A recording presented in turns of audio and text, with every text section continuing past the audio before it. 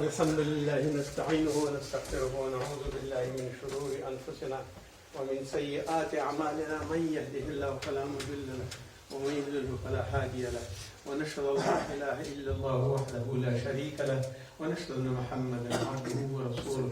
قال الله تعالى في القرآن المجيد: بسم الله الرحمن الرحيم. يا أيها الذين آمنوا ادخلوا في السلم كافة ولا تتبعوا خطوات الشيطان إنه لكم عدو مبين فإن زللتم من بعد ما جاءتكم البينات فاعلموا أن الله عزيز حكيم. هل ينظرون إلا أن يأتيهم الله في ظلل من الغمام والملائكة وقضي الأمر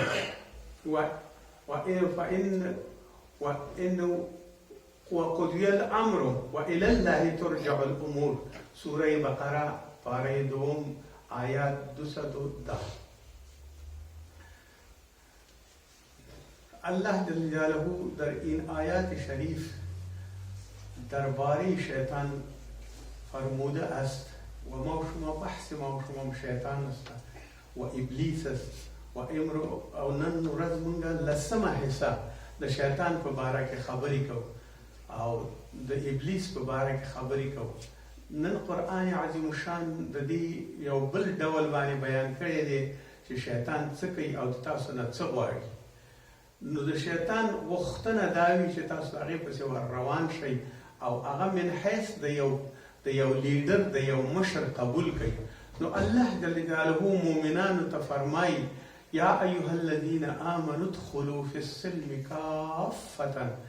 ای ها کسانو چې ایمان هم راوړی دی داخل شئ په اسلام کې کافة، پوره پرفیکټ داخل شئ او کوم یو شک مه کوئ پکې.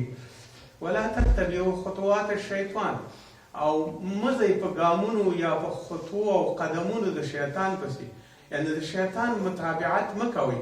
انه لکم عدو مبین، او شیطان ستاسې دپاره یو ښکاره دشمن دی. فإن زللتم من بعد ما جاءتكم البينات، کچیرته تاسو بیا خویه شئ من بعد وروسته د ایمان څخه ما جاءتكم البينات، او تاسو ته راغلي دي بینات ښکاره. فاعلموا، پس فاعلموا بیا هم عمل کوئ، پوه شئ په دې باندې او عمل پې وکئ. ان الله عزیز حکیم، الله تعالی غالب دی، حکیم دی، د حکمت والا دی. بیا دا خلک داسې فرمایي چې یو خدای وي چې وښویږئ او بیا پوه شئ په دې باندې چې الله او بینات درته راغلي دي، د الله تعالی هر څه درته راغلي، بیا هم تاسو د دې ارزو کوئ او خپل هغه ګمراهي داسې کوئ چې دا آیات شریف وایي فرمایي چې هل ينظرون الا ان ياتيهم الله في ظلل من الغمام. دوی ګوري او انتظار وباسي د دې ته چې الله تعالی به راشي په ټوټو او په هغه ټوکړو او د واورو د وریځو په هغه کوم یو بیلې چې دي د هغې کې به تورو وریځو کې به فی ظلل من الغمام، د وریځو کې به په داسې سوري د وریځو کې به الله تعالی راشي او د الله تعالی امر براشي. والملائکة، او ملائکه براشي د عذاب ملائک. وقضی الامر، او فیصله بکی امر او اخر ته به ورسئ خپل کار. والى الله ترجع الامور، او د الله دپاره به ورتلونکي دي ټول خلک او د هغې دپاره رجوع کوونکي دي، او ټول امورات د ژوندانه د واړه او د غټ، کبیر او صغیر، ټول هغه حادثات، ټول هغه واقعات، ټول هغه حقیقتونه او واقعاتونه کوم یو چې په دنیا کې دي هغه ټول الله ته راجع کېږي او د هغې سره دي، د هغې ملایکې پرې مسلطې دي، هغه په خپل کتاب او دیوان کې لیکي. د الله تعالی د دې آیات نه دا دی چې تاسو کله داخلېږئ په اسلام کې نو ټول داخل به شئ. ځینې علما وایي دا په باره د یهودو کې نازل شوی دی، ځکه چې په یهودو کې داسې ځینې خلکو چې هغه مسلمانان شو خو بیا به هم د خپل یهودیت ته به یو څه احترام کو، د هغې برخې نه څه نومونه اخلي د یهودانو چې دا مسلمانان شو. ثعلبه، عبدالله بن سلام او ابن یامین او اسد او اسید بن كعب او وسيعة بن عمر يهودان، دا ټول هغه يهودان دي چې دا مسلمانان شوي دي. دوی د پیغمبر علیه الصلاة والسلام نه پوښتنه وکړه چې ای پیغمبر، ای رسول الله صلی الله علیه وسلم، زمونږ په د سبت ورځ یا د خالي ورځ مقدسه ده. اليوم السبت مقدس لليهود واليوم الأحد مقدس للنصارى واليوم الجمعة مقدسا للمسلمين. نو دوی ورته داسې ویل چې یوم السبت مونږ ته یوم السبت مونږ ته مقدسه ورځ ده. مونږ ګمان داسې کوو چې د سبت په شپه یا د خالي په شپه باندې مونږ ودرېږو، نو ټول هغه څه چې ثوابونه دي هغه به زموږ په نصیب کېږي، او دا یو مقدسه شپه ده او مقدسه ورځ ده د سبت ورځ، دا به مونږ کوو. دویم دا چې یهودو په خپله په ځان باندې د غوی غوښې او پی یا شودې یا شیر هغه حرام کړي وو، هغه په ځان باندې حرام کړي وو چې مونږ به دا نه خورو. وی ویل چې دا مونږ نه خورو، اوس هم مونږ مسلمانان شوي یو، خو که دا ونه خورو دا به څنګه وي.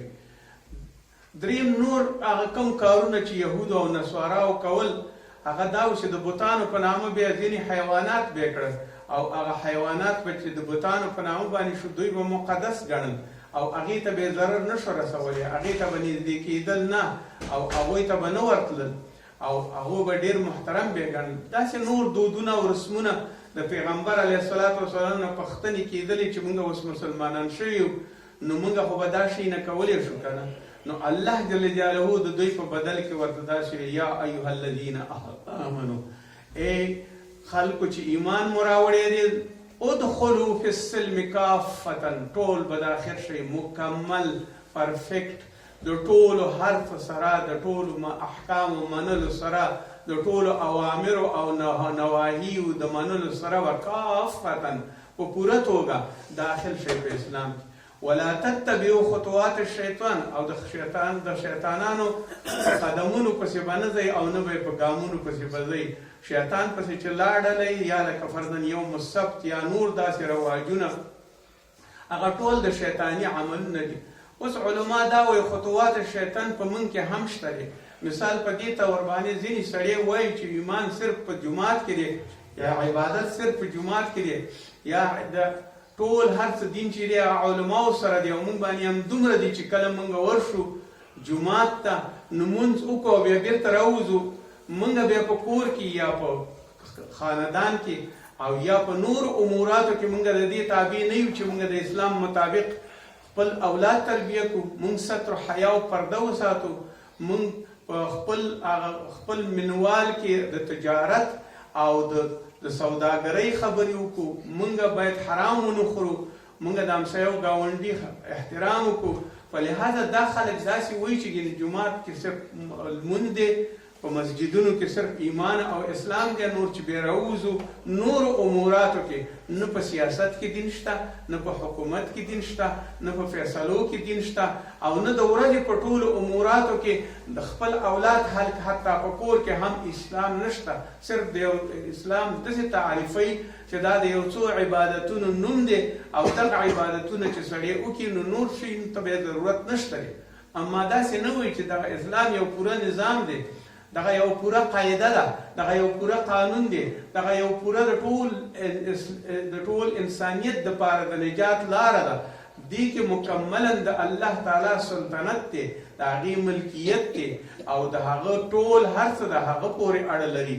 الله تعالی خالق دی، مالک دی، رازق دی، هغه سلطان دی، هغه سرکار دی، هغه په هر شي باندې پوهېږي. نو داسې ورته وایي چې آمنوا ادخلوا فی السلم کافة ولا تتبعوا خطوات الشیطان، او د شیطان په خطو او د قدمونو باندې به قدم نه ږدئ چې نور شیونه نه کوئ او صرف یو کار کوئ، دویم نه کوئ، یا د شیطان وسوسې تر دې حده پورې ومنئ چې تاسو هغه درګیر کړي او هغه تاسو دې ته مجبور کړي چې تاسو ځینې ګناهګانې وکړئ. نه، د شیطان کار سره به نه نږدې کېږئ، ځکه شیطان تاسو قدمونه چې د هغو تعقیب کوي، هغه تاسو بې راهۍ ته وړي، هغه تاسو بې لارۍ ته وړي، هغه تاسو د عذاب لارې ته وړي. نو د هغې نه ځان وساتئ.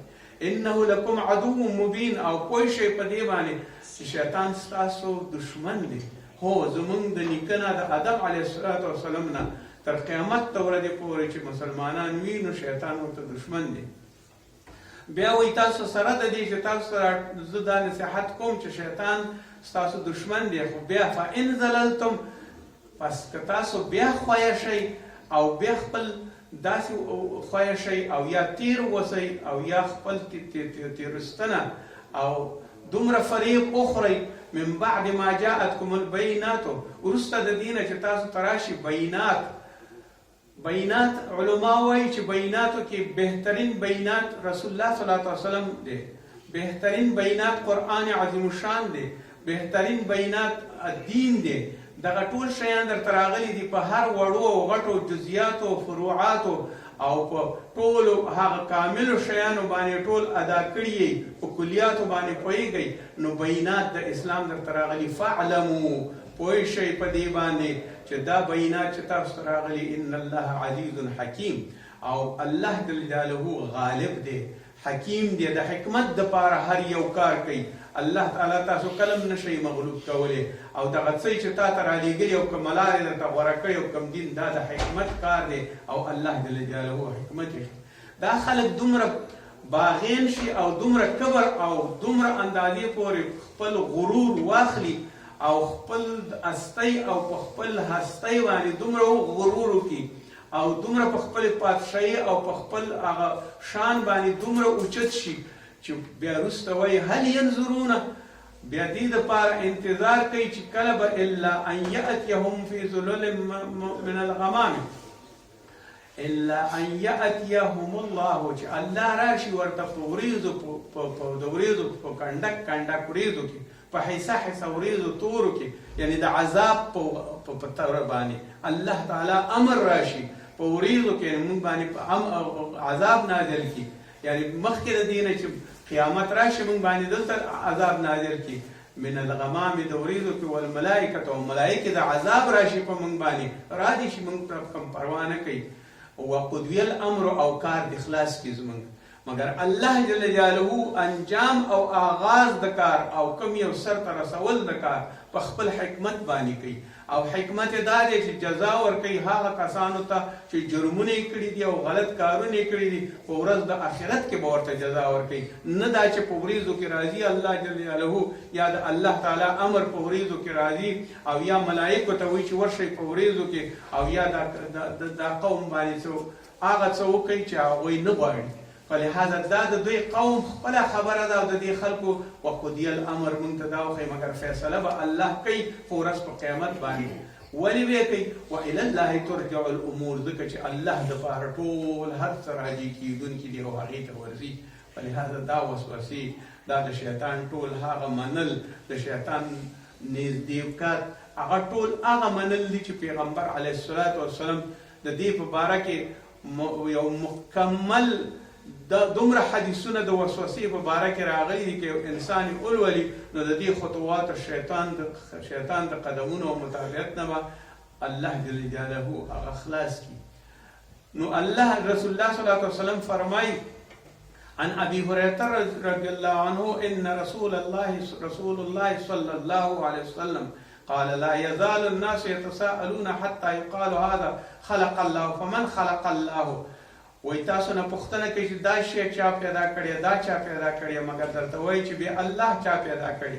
قالوا ذلك، بیا دا چې کله درته فقولوا الله احد، بیا ورته ووایي چې الله احد، الله یو دی، الله الصمد، هغه بې سیاله دی، لم یلد، نه د چا نه زیږېدلی، ولم یولد، او نه څوک د دې نه زیږېدلی، ولم یکن له کفوا احد، او دې دپاره هېڅ کف او اصل او اصیل او سیال نشته دی هېڅوک. ثم یتفل عن یسار ثلاثا، بیا توکئ او توکاڼې توکئ، تف تف کوي چپ طرف ته 3 ځلې، عن يساره چپ طرف ته.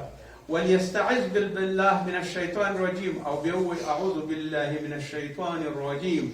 دا د دې د شیطان د متابعت او د قدمونو نه بچ کېدل دي او د هغې مطابقت ته سړی نه دي. رواه ابو داود.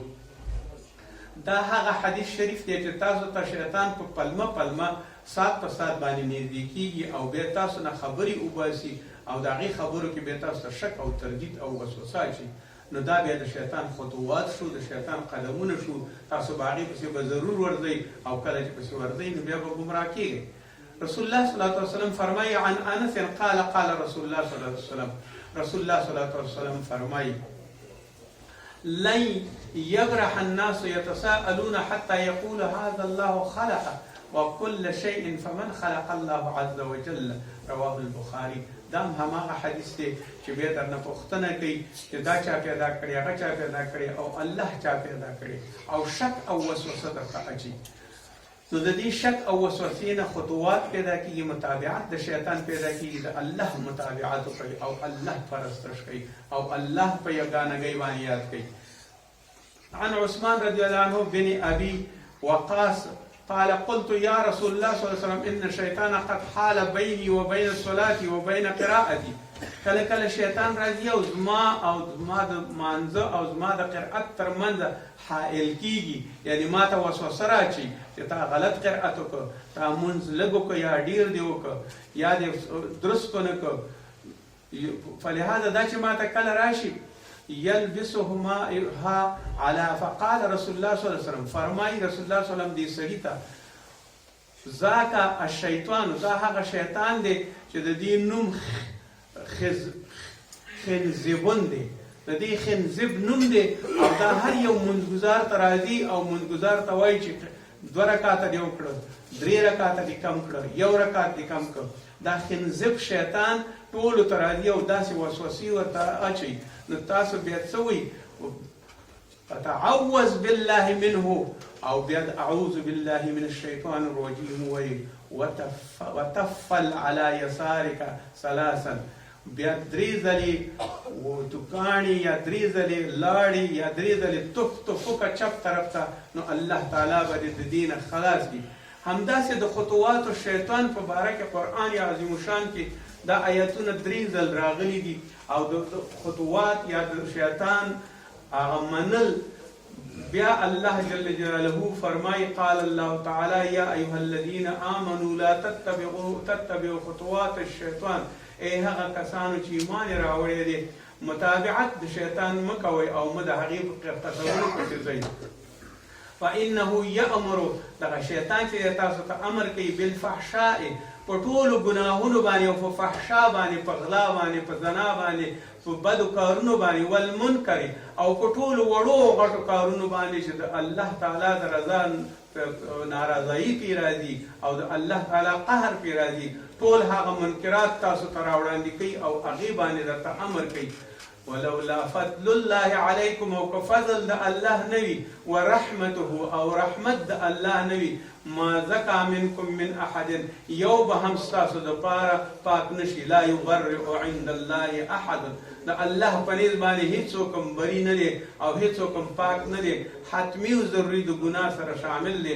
ځینې خلک خپلې لافې کوي چې زه داسې یم او داسې یم او داسې یم، مګر الله تعالی دا وایي ما زکا منکم احد، که چېرته رحمت د الله نه وي یو ستاسو ځنې هم پاک نه دی او نه شي پاکولی خپل ځانونه، مګر د الله تعالی رحمت به تاسو پاکوي. فلهذا احد ابدا ولكن الله يزكي، الله تاسو پاکوي من یشاء، هغه چاته چې وغواړي. والله سمیع علیم، او الله تعالی اوریدونکی دی او علیم دی او پوهېدونکی دی. سورة النور آیات 20 او 13 پاره. دا هغه څه دي چې خطوات شیطان کې دا راځي که رحمت د الله تعالی نه وي، رحمت د الله د رزق پیدا درکول، د عبادت کول، ښه کول، نیکي کول، د ټولو امر بالمعروف نهي عن المنکر، دې ټولو ته د الله تعالی رحمت ویلی کېږي او د دې په بدل کې شکر. او د شکر معنا څه ده؟ ځینې علما وایي مونځ وکړه شکر دی، زکات ورکړه شکر دی، حج ته لاړ شه شکر دی، ټول عبادات شکر دي. او د الله تعالی په لاره کې ځان ته ټول هغه فی سبیل الله هغه کارونه وکړه چې الله پرې خوشحالېږي، دې ته شکر ویلی کېږي. فلهذا شکر په 2 شیانو باندې دی، شکر په خوله باندې او په قول باندې، او شکر په فعل او په عمل باندې. هغه عمل به کې چې هغې باندې ستا لاسونه وخوځېږي، ستا خپې په لاړې شي، ستا مغز پې کار وکړي، ستا سینه او قلب پې کار وکړي، نو ته به د الله تعالی شکر ادا کړې.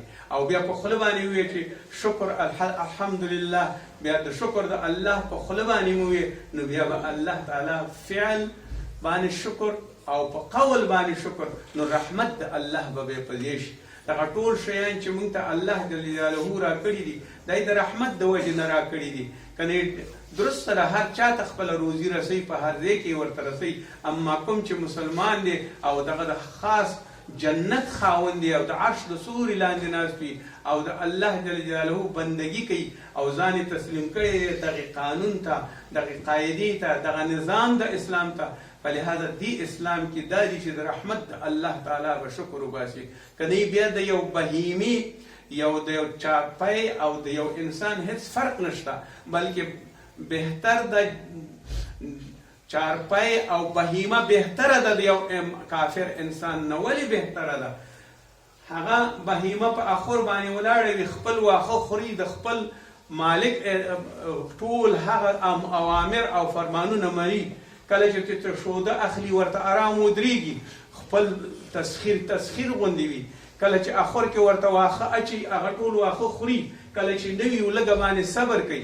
کله چې ورباندې باري او بار ورباندې اچي چلی نو هغه د هغې خپل خاوند اطاعت کوي.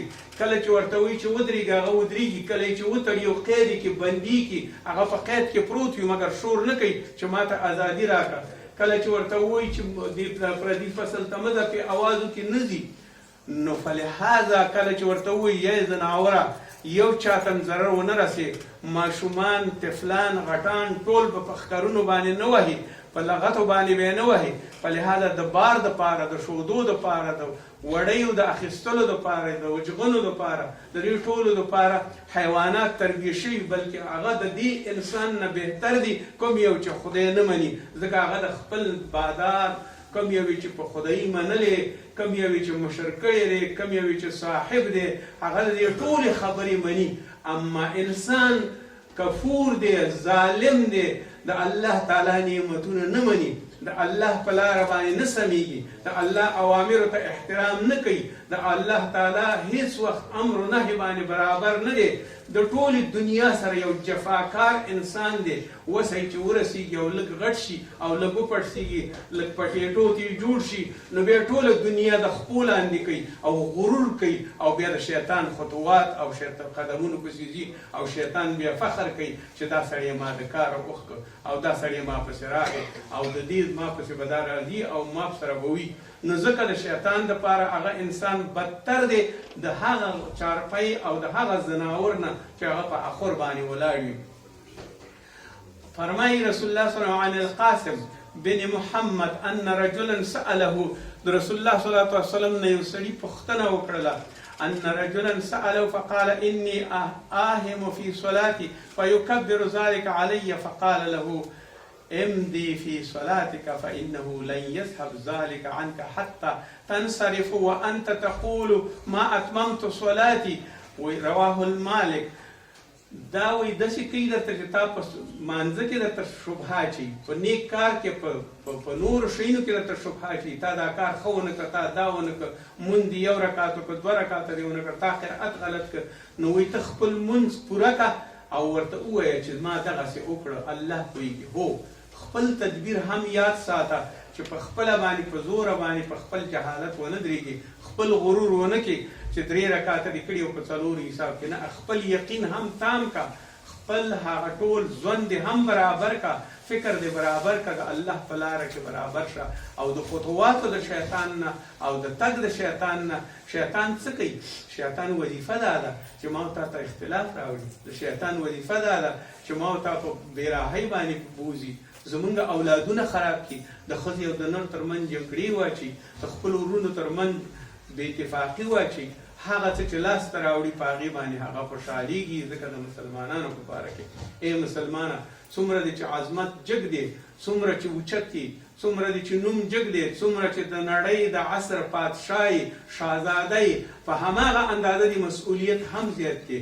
بې مسؤله انسان نه او نه بې مسؤلیته دی الله جل جلاله پرېږدي، بلکې د الله احکام منل د نور خلکو نه دي، کافر نه دي، د هندو سک نه دي، د یهود او نصاراو نه دي. فرق دا دی چې ته یو پاک انسان درونی او بیرونی ټوله پاکي د وجود د جسم او باطنه ټوله تا سره ده.